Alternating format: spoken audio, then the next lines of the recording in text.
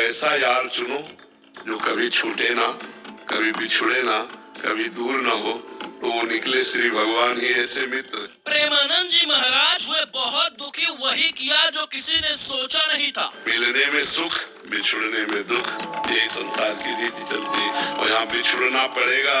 बाबा ने अचानक परिक्रमा बंद की और दिया सबसे तगड़ा संदेश।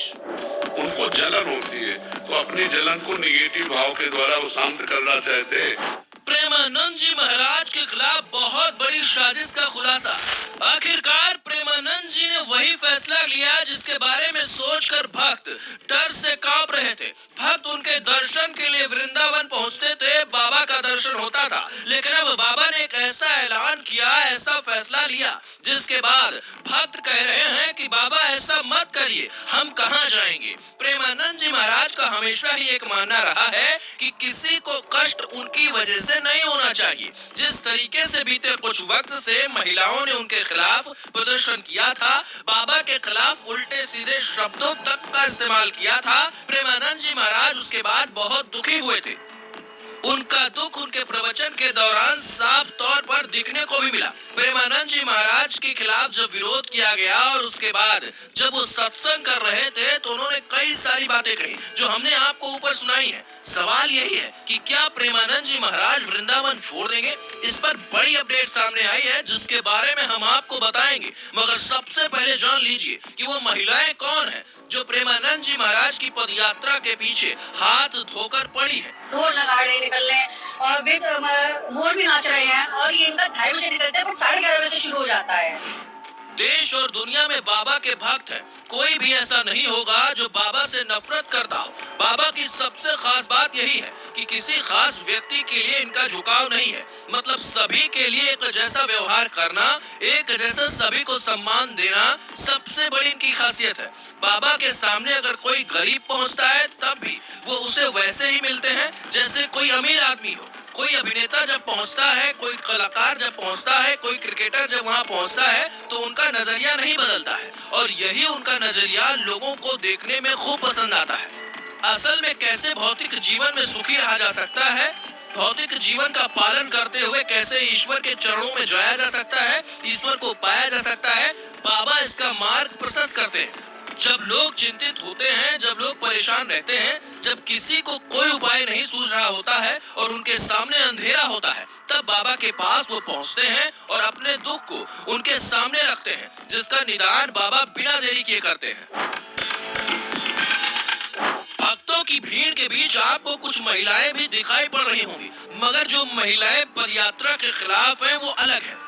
खबर तो यहाँ तक मिली कि वृंदावन से बाबा को बाहर करने की साजिश रची गई ताकि उनको वहाँ से हटाया जा सके। यही वजह रही कि सनातन धर्म के लोगों का गुस्सा भड़क गया और कह रहे हैं कि बाबा का अपमान सहन नहीं किया जाएगा। जानकारी के लिए बताएं कि जो महिलाएं विरोध कर रही हैं वो NRI ग्रीन कॉलोनी की महिलाएं हैं। उनका कहना है कि रात में होने वाली पदयात्रा में प्रेमानंद के समर्थक पटाखे जलाते हैं और लाउड स्पीकर पर भजन बजाते हैं, जिससे उनको परेशानी होती है। शोर की वजह से उनकी नींद खराब होती है, जिससे उनके कामों पर असर पड़ता है। याद हो कि महिलाओं ने हाथ में तख्ती और पोस्टर बैनर के साथ बाबा के खिलाफ अपना गुस्सा निकाला था।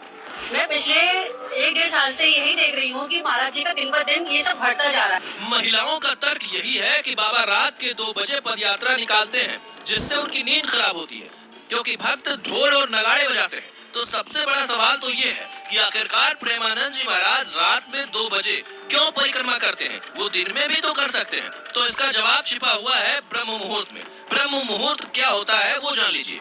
ब्रह्म मुहूर्त का मतलब होता है परमात्मा का समय। ये रात के आखिरी चरण का समय होता है जब सूरज निकलने वाला होता है। ब्रह्म मुहूर्त में उठने से शरीर और मन दोनों को फायदे होते हैं। ब्रह्म मुहूर्त का समय सुबह 4 बजे से 5:30 बजे के बीच होता है। ब्रह्म मुहूर्त में ध्यान करने से आत्म विश्लेषण और ब्रह्म ज्ञान की प्राप्ति होती है। ब्रह्म मुहूर्त में पूजा करने से मन में सकारात्मक विचार आते हैं। ब्रह्म मुहूर्त में उठने वाले व्यक्ति आध्यात्मिक और हमेशा खुश रहते हैं। ब्रह्म मुहूर्त में शास्त्रों का अध्ययन करने से मानसिक समस्याएं कम होती हैं।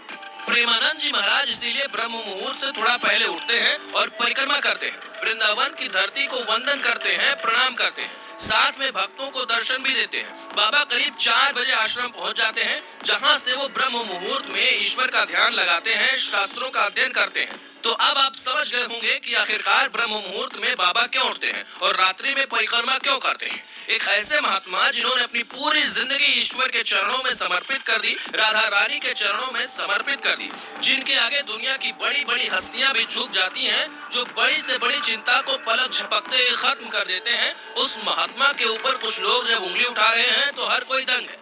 महाराज के ऊपर जब उंगली उठाई गई तो उन्होंने भी तगड़ा फैसला लिया और कह दिया कि अब मैं रात में पदयात्रा नहीं करूंगा ताकि मेरे भक्तों को कष्ट ना हो। बाबा ने उन महिलाओं की भी बात मान ली जो उनके खिलाफ खड़ी थी।